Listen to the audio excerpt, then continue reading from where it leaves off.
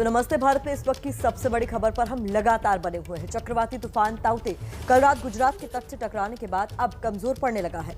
कल रात करीब 10:30 बजे तूफान की लैंडफॉल की प्रक्रिया शुरू हुई और करीब 2 घंटे बाद ये दीव से 45 किलोमीटर उत्तर पूर्व में तट से टकराया और फिर इसके कमजोर पड़ने की प्रक्रिया शुरू हो गई।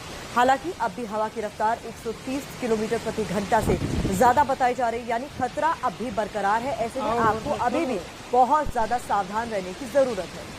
तो तट से टकराने के बाद कुछ हद तक कमजोर जरूर पड़ा है ताउते, लेकिन अभी भी हवाओं का जो रुख है वो बता रहा है कि बहुत ज्यादा है।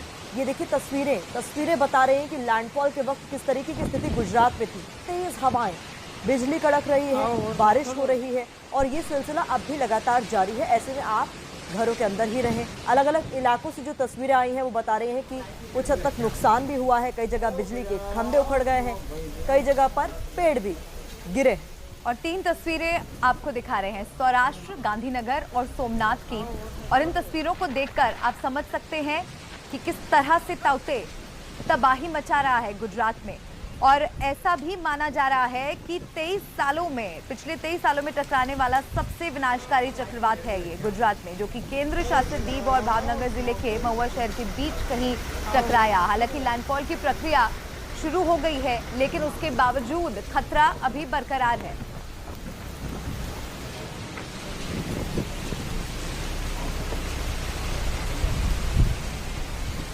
और हमारे सहयोगी रौनक पटेल हमारे साथ जुड़ रहे हैं फोन लाइन पर, हमारे साथ सीधा जुड़ चुके हैं, उनसे बात करते हैं। रौनक, माना जा रहा था कि बीती रात गुजरात के लिए काफी कठिन होगी क्योंकि गुजरात में तबाही मचाने के लिए ताउते आ रहा था। फिलहाल क्या अपडेट, किस तरह की तस्वीरें आप देख पा रहे हैं वहाँ? देखिए, रात तो काफी कठिन रही है क्योंकि 5 ऐसे जिले हैं जो तूफान से प्रभावित हुए हैं।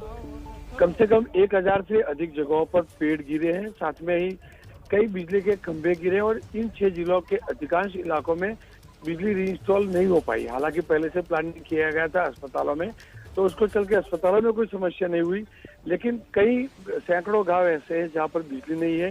कई सड़कों के संपर्क टूट चुके हैं क्योंकि पेड़ गिरे हुए हैं। सुबह में जैसे जब दिन आगे बढ़ रहा है तब पता चलने लगा है कि उसकी भयावहता कितनी थी, क्योंकि रात को तो कोई भी बाहर तक नहीं निकल पाया क्योंकि तेज हवा चल रही थी। कम से कम 150 किलोमीटर प्रति घंटे के हिसाब से हवा चल रही थी। अब तूफान जो है धीरे धीरे गिर सोमनाथ और वेरावल से आगे बढ़ता बढ़ता अमरेली से होता होता अहमदाबाद डिस्ट्रिक्ट की ओर आता जा रहा है और धीरे धीरे तबाही की तस्वीरें भी आने लगी है। अभी भी खतरा नहीं टला है, नुकसानी का मंजर जो है अब धीरे धीरे सामने आने लगा है। अपने दर्शकों तक हम ये जानकारी रौनक लगातार पहुंचा भी रहे हैं कि कई सारे जिले हैं जो प्रभावित है, कई सारे इलाकों से तस्वीरें जो आ रही हैं वो अभी भी डरा रही हैं। जो आप कह रहे हैं कि 5 सबसे ज्यादा प्रभावित इलाके हैं, वो कौन से हैं रौनक, जहां से तबाही की तस्वीरें सामने आ रही हैं? देखिए, दीव जो है केंद्र शासित प्रदेश, उसके बाद में गिर सोमनाथ जिला यानी कि वेरावल और ऊना जहाँ पर सबसे ज्यादा समस्या है, उसके बाद में अमरेली जिला पड़ता है। अमरेली में काफी बड़े पैमाने पर तबाही है। अमरेली के बाद जूनागढ़ में खास करके वहाँ आम की फसलें वो चौपट हो चुकी है और आसपास के जाफराबाद समेत के जो इलाके हैं वहाँ काफी तबाही देखने को मिली है। कुल 5 जिले ऐसे हैं जहाँ पर रात भर बारिश हुई। हालांकि अहमदाबाद में भी बारिश हुई और अहमदाबाद में धीरे धीरे जो बारिश है वो तेज होती जा रही है। जी रौनक, बहुत शुक्रिया आपका। आप हालात पर नजर बनाए रखिए, लौटेंगे आपके पास और अपडेट्स के लिए। तो रौनक ने बताया कि किस तरह से स्थिति वहां पर भयावह बनी हुई है। और अब ग्राफिक्स के जरिए कुछ और जानकारी आपको दे देते हैं। प्रतिमा के पास चलते हैं, टच स्क्रीन के जरिए वो ज्यादा जानकारी दे रही है। ओवर टू यू प्रतिमा। शुक्रिया मल्लिका आपका। देखिए, मकसद हमारा ये है कि टच स्क्रीन के जरिए अपने दर्शकों तक रख दें सारी जानकारी। तो ताउते की तबाही से बचने के लिए तैयारियां क्या है ये आपके सामने हम रख रहे हैं। देखिए, गुजरात पहुंच चुका है ताउते तूफान, इसको लेकर जो अहम जानकारी हमारे पास है वो आपके सामने हम रख रहे हैं। सबसे पहले गुजरात में देखिए, पॉइंट वाइज हम आपके सामने रख दें। रात 10:30 बजे इस ताउते तूफान की लैंडफॉल की शुरुआत हुई, यानी इसने असर दिखाने की शुरुआत की रात 10:30 बजे। दीव से 45 किलोमीटर उत्तर पूर्व में ये टकराया। ये जानकारी आपके लिए बहुत अहम। इसके बाद हवा की रफ्तार जिस दौरान लैंडफॉल हुआ 160 से 170 किलोमीटर प्रति घंटे की रही। इसके अलावा अहम जानकारी, सौराष्ट्र और दीव में इसका सबसे ज्यादा असर देखने को मिला। और असर कैसा हुआ, कि किस तरीके का हुआ, देखिए भारी से भारी बारिश यहां पर देखने को मिली उस वक्त जब लैंडफॉल हुआ। और भी कई सारी अहम जानकारी हम आपके लिए लेकर आए हैं, जो आपके सामने ग्राफिक्स के जरिए हम रख देते हैं। ताउते ने तेज की हवा की रफ्तार, तो जिस दौरान लैंडफॉल की शुरुआत हुई, जिस दौरान लैंडफॉल हुआ, उस दौरान हवा की रफ्तार किस तरीके थी, ये भी हम आपको पॉइंट वाइज समझा देते हैं। वो कौन कौन से इलाके थे जहां पर इसका असर देखने को मिला। अमरेली की अगर हम बात करें तो अमरेली में 160 से 170 किलोमीटर प्रति घंटे की रफ्तार से हवा चली। भावनगर में भी हवा की रफ्तार यही थी, जूनागढ़ में भी हवा की रफ्तार यही थी। सोमनाथ की बात करें तो 160 से 170 किलोमीटर प्रति घंटे की रफ्तार, यानी यहां पर भी हवा की रफ्तार यही थी। भरूच में 120 से 140 किलोमीटर प्रति घंटे की रफ्तार से हवाएं चली जिस वक्त लैंडफॉल की शुरुआत हुई। आणंद में भी 120 से 140 किलोमीटर प्रति घंटा रफ्तार रही। दक्षिण अहमदाबाद में भी यही थी हवा की स्पीड। और अगर हम बात करें द्वारका की तो यहां पर 90 से 100 किलोमीटर प्रति घंटा रफ्तार रही हवा की। बात जामनगर की करें, यहां पर भी इसी तरीके की स्थिति देखने को मिली। पोरबंदर की बात करें तो हवा की रफ्तार यहां पर भी यही थी। राजकोट में भी हवा की रफ्तार यही थी, यानी 90 से 100 किलोमीटर प्रति घंटे की रफ्तार। मोरबी में भी इसी तरीके का असर इस लैंडफॉल का हुआ, हवाएं इसी स्पीड से चली। और खेड़ा की बात करें तो यहां पर भी 90 से 100 किलोमीटर प्रति घंटे की रफ्तार से हवाएं चली। तो देखिए अब ताउते पर सेना ने किस तरीके की तैयारी की है। सेना भी तैयार है ताकि किसी तरीके की तबाही देखने को ना मिले। तो जबकि देखिए लैंडफॉल को लेकर जो भी तैयारियां आपके सामने हम पॉइंट वाइज रख रहे हैं। नंबर 1, सेना की 180 टीम राहत और बचाव के लिए तैनात है ताकि किसी तरीके की जानमाल का नुकसान ना हो सके। इसके अलावा सेना की टीम में इंजीनियरिंग टास्क फोर्स भी शामिल की गई है ताकि कोई भी दिक्कत हो तो उससे निपटा जा सके।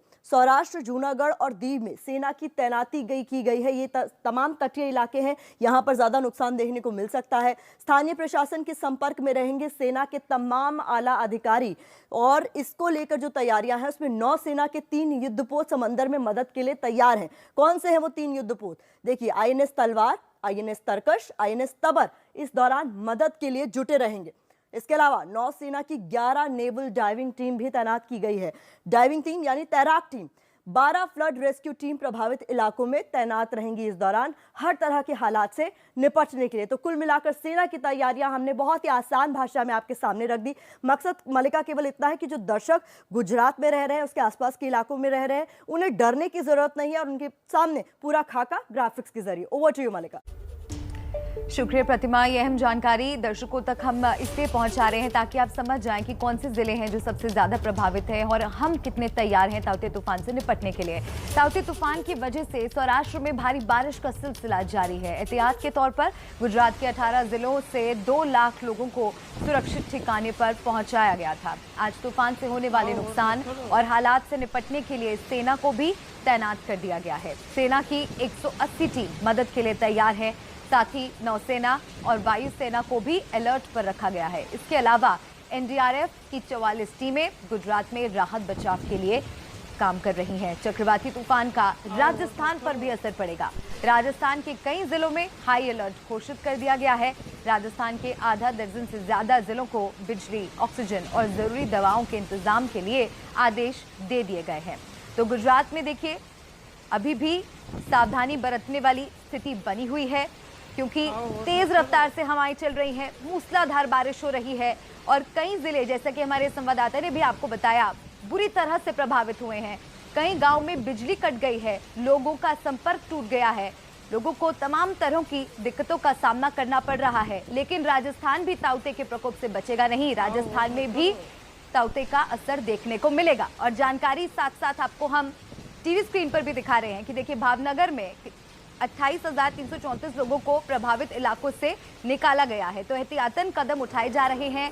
सेना भी तैयार है, SDRF की टीमें तैनात है और सबकी नजर बनी हुई है। मुख्यमंत्री विजय रूपाणी गुजरात की स्थिति पर नजर बनाए हुए हैं। ताउते की मूवमेंट पर पल पल की नजर वो रखे हुए हैं। साथ ही रक्षा मंत्री राजनाथ सिंह ने कल अहम बैठक बुलाई थी जिसमें तैयारियों पर चर्चा हुई, जायजा लिया गया कि किस तरह से ताउते से होने वाले नुकसान से निपटा जाएगा। तो तमाम तरह के कदम उठा लिए गए हैं, तैयारियां कर ली गई हैं, लेकिन सावधानी बरतने की जरूरत है। हालांकि लैंडफॉल की प्रक्रिया शुरू हो गई है, असर कम हो रहा है गुजरात में, लेकिन खतरा अभी भी बरकरार है क्योंकि तस्वीरें देखकर आप समझ सकते हैं। ऊना में तेज बारिश हो रही है, अमरेली में पेड़ गिरे हैं और तस्वीरें आप देखिए, भयानक ये तस्वीरें। ताउते तबाही मचा रहा है गुजरात में। बीती रात बहुत मुश्किल रही गुजरात वालों के लिए, लेकिन खतरा अभी भी बना हुआ है और सावधान रहने की बहुत जरूरत है। तो देखिए, हम आपके सामने अलग अलग तस्वीरें इसलिए रख रहे हैं ताकि आप समझ सकें कि किस तरीके के हालात ताउते तूफान के कारण पैदा हुए, उससे निपटने की हमारी तैयारियां ग्राउंड पर क्या हैं। तो देखिए, गुजरात में आज दस्तक से पहले कल मुंबई समेत महाराष्ट्र के कई हिस्सों में ताउते तूफान ने तबाही मचाई है। मुंबई से मौसम को लेकर बड़ी खबर भी आ रही है। मुंबई में कल दिन भर मौसम की मार के बाद रात भर बारिश का सिलसिला जारी है। मुंबई में रात भर बारिश होती रही, बारिश के साथ बिजली कड़क रही है और काले बादल छाए हुए हैं। मुंबई में 500 से ज्यादा पेड़ गिर गए हैं। ये असर हुआ है ताउते तूफान का, जहां से कल होकर गुजरा है और अब पहुंच चुका है गुजरात की तरफ ये तूफान। लेकिन मुंबई में किस तरीके की तस्वीरें दिखी ये आप देख सकते हैं। रात भर यहां पर तेज बारिश का सिलसिला जारी रहा, तेज हवाओं के साथ मुंबई में बारिश होती रही। लेकिन जो तस्वीरें निकलकर सामने आई उसने बताया कि कैसी तबाही मचाई ताउते ने।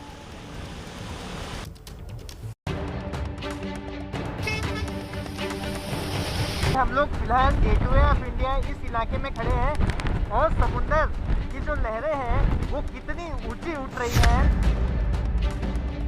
देख सकते हैं माटुंगा और सायन पुलिस स्टेशन की ये तस्वीर है ये, और यहाँ अक्सर बारिश में जल जमाव की स्थिति निर्माण होती है।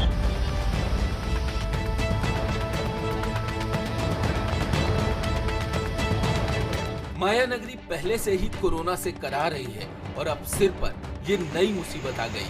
बारिश से तो मुंबई का 36 का आंकड़ा पुराना है, लेकिन इस बार बारिश तूफान के साथ आई और अपने साथ लाई तबाही।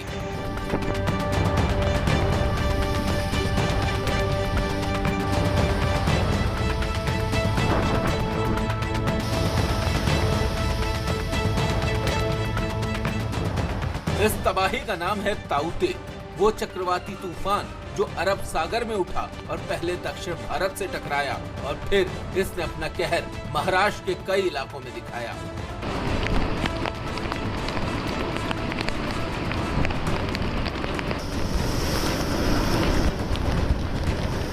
समंदर में उठती ये ऊंची ऊंची लहरें और शहर में घुसता इनका पानी ही कोहराम मचाने के लिए काफी नहीं था, जो तेज हवाओं के साथ बारिश भी होने लगी।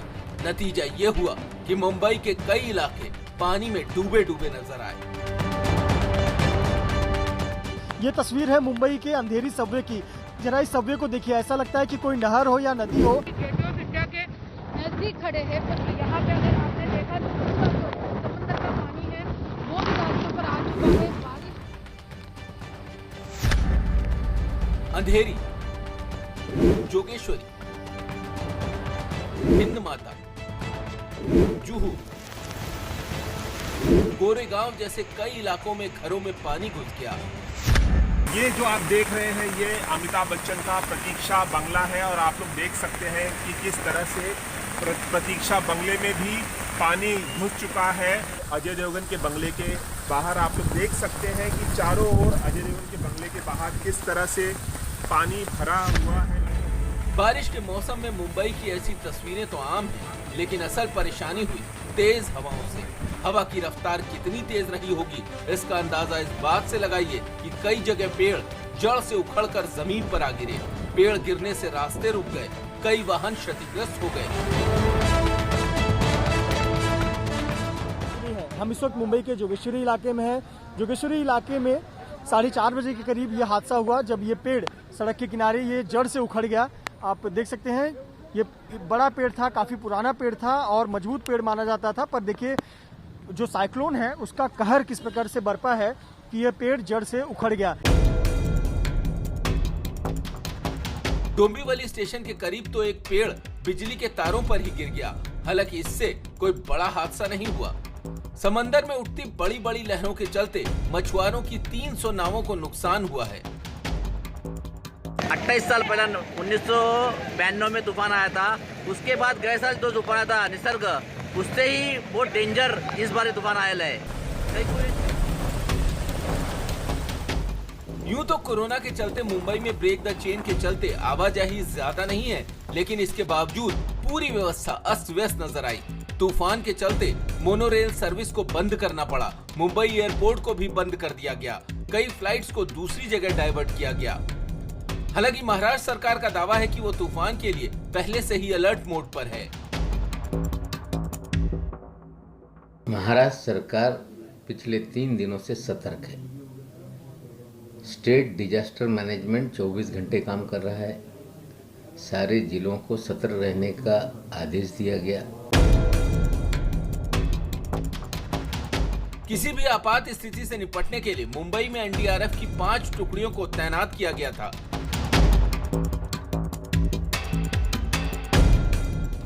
ताउते तूफान मुंबई के लिए नई मुसीबत बन गया है। ऐसे वक्त में जब अस्पताल में कोरोना के मरीज भर्ती हैं, ऑक्सीजन की सप्लाई सुनिश्चित करनी है, तूफान इसमें रुकावट बन सकता है।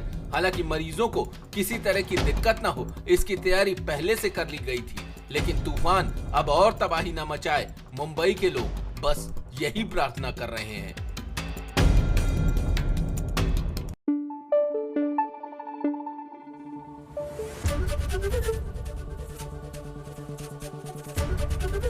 एबीपी न्यूज आपको रखे आगे।